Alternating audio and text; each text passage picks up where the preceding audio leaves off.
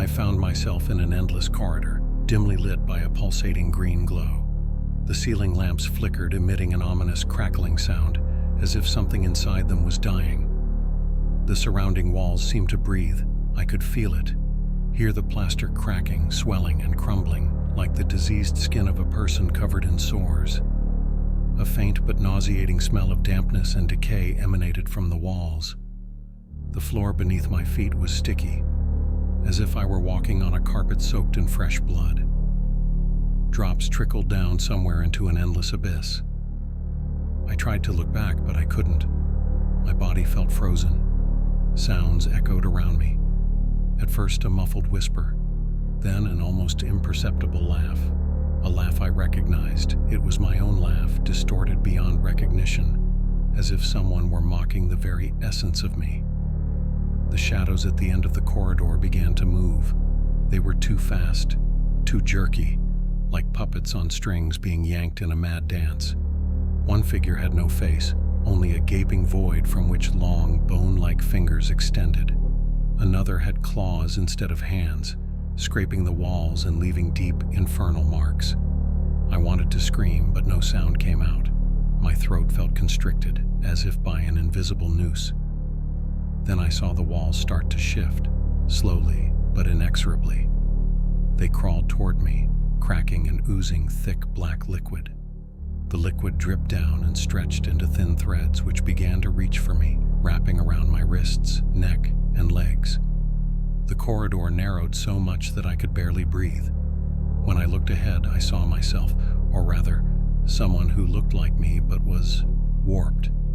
His skin was gray, his eyes completely black, and his mouth was stretched into a grotesque grin that seemed to tear his face apart.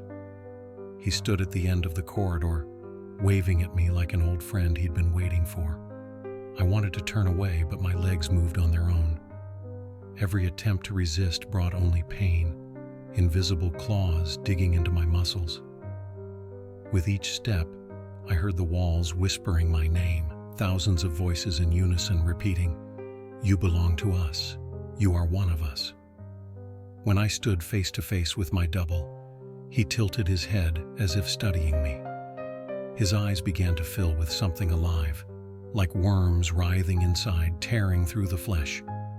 Then he spoke in a voice that sounded both like mine and utterly foreign. "You are me. Your skin, your pain, your darkness. It's all you." Suddenly the corridor vanished. I was in a void. Black, faceless figures surrounded me, their hands reaching out to me. They whispered directly into my ears, their voices sounding like twigs snapping underfoot. Each sound shredded my mind. I fell into an abyss, but the fall never ended. Around me, thousands of unblinking eyes watched, staring intently. In that darkness, my double's voice whispered, "You will never wake up. This is your home." When I woke up, I was lying in a room. It was empty. Only a mirror stood across from the bed. But there was no reflection in it, only him, the other me. He was staring at me, stretching his lips into that same monstrous smile.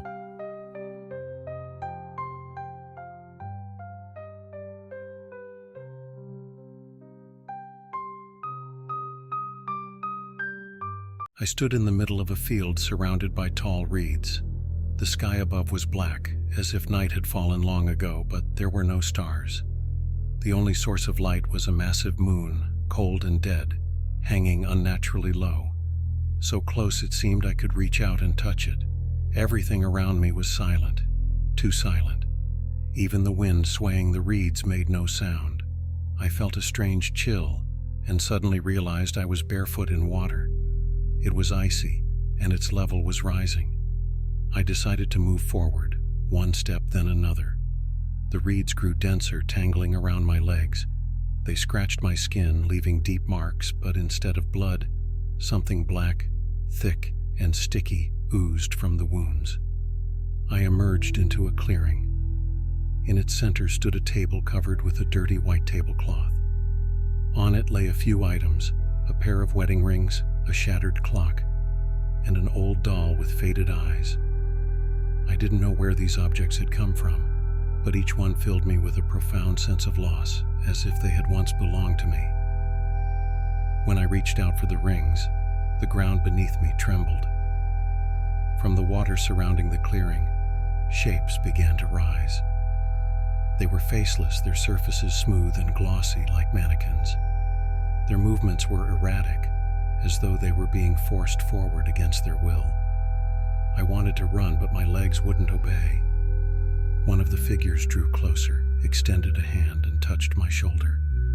At its touch, my skin began to crack like dried clay, and the pain was so intense I screamed.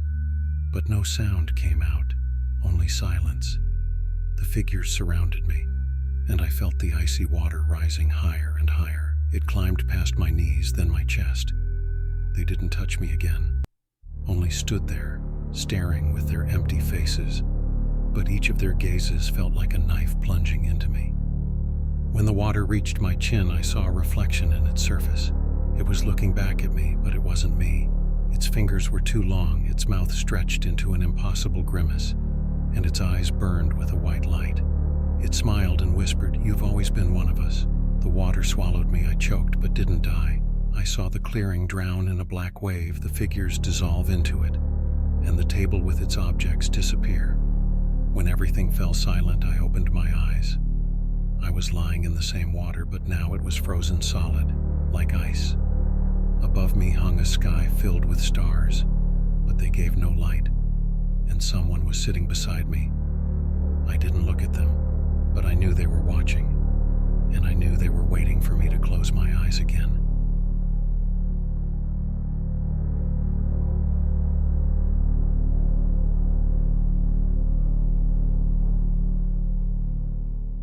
I woke up on a bus. It was parked in the middle of a dense forest, but the engine was humming and the headlights illuminated a thin strip of road stretching into the darkness.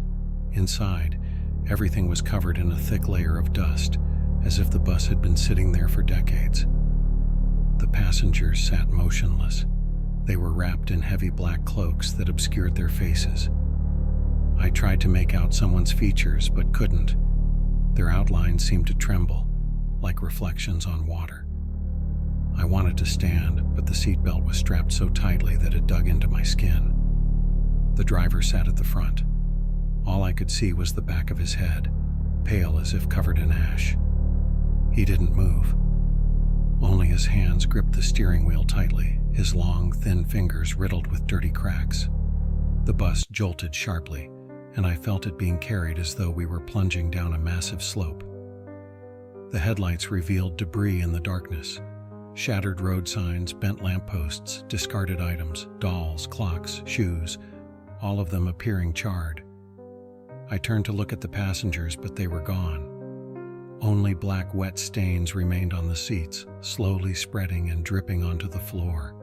A sickly, sweet smell filled the air, making my stomach churn. "End of the line," said the driver. His voice was low, almost a hiss, and completely alien. But the bus didn't stop. Instead, the doors began to open and close repeatedly, screeching as if someone were trying to escape. I tugged at the seatbelt again, but it tightened even more. Then I heard someone speaking behind me. It was a whisper, but I could make out the words clearly. "You've been here before. You know what comes next." When I turned around, I saw myself, or rather, a creature that looked like me. Its eyes were empty, its skin gray and cracked. It sat where a passenger had been earlier, smiling at me with long, sharp teeth. "End of the line," the driver said again, and the bus came to an abrupt halt. I lurched forward as the seatbelt suddenly loosened. When I stood up, the door was already open, but outside there was only darkness. No road, no forest, just an endless void. "Get out," hissed the creature behind me. I felt it approaching, its breath scorching the back of my neck. When I stepped out, I didn't fall. I hung suspended in the void. Around me, countless faces spun in the darkness, all of them staring at me and shouting words I couldn't understand. I felt the void closing in, pressing into me as though it were trying to consume me. The bus vanished. All that remained were two lights glowing faintly before they dimmed and disappeared. In their last flicker, I saw my reflection in something, but I was no longer myself. My face was now one of the countless faces staring back at me in the void. When I woke up, I was lying on the floor. My face still burned from the touch of those faces, and in my hand was a small toy, charred and broken.